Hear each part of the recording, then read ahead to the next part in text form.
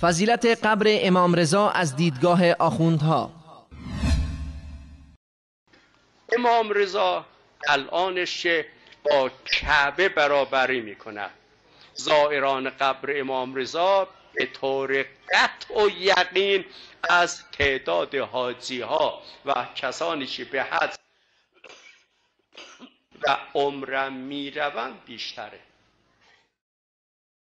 بینندگان گرامی، ملاحظه فرمودید که این آخوند چگونه مزار امام رضا رحمه الله را برابر با خانه کعبه قرار میدهد، در حالی که الله متعال در فضیلت کعبه میفرماید: إن أول بيت وضع للناس للذي ببكة مباركا وهدى للعالمين.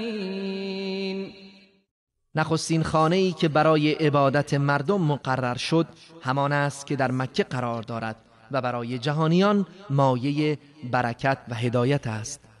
و بر اهل مکه منت گذاشته می‌فرماید: أولم يروا أنا جعلنا حرما آمنا ويتخطف الناس من حولهم أفبالباطل يؤمنون وبنعمة الله يكفرون. آیا توجه نکرده اند که ما شهرشان را حرم امنی قرار داده ایم در حالی که مردم اطرافشان ربوده می شوند؟ پس آیا به باطل ایمان می آورند و به نعمت الله کفران و ناسپاسی می کنند؟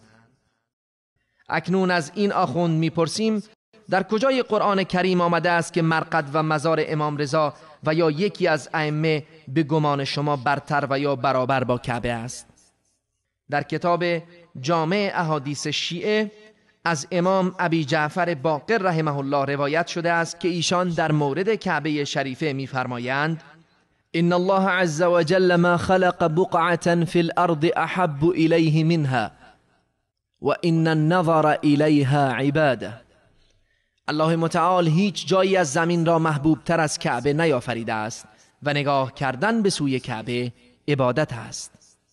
آخوندان رافضی سعی می کنند کربلا، نجف، مشهد و قم را بر اساس روایات ساختگی از خانه کعبه و مدینه النبی با ارزشتر معرفی کنند، چنان که ما بارها سخنانشان را در این مورد ارائه کرده ایم. اگر این روایات دروغین توطئه‌ای علیه اسلام و مقدسات اسلامی نیست، پس چه هدفی را دنبال می کند؟ آیا گوش شنوایی هست که حقیقت را بشنود؟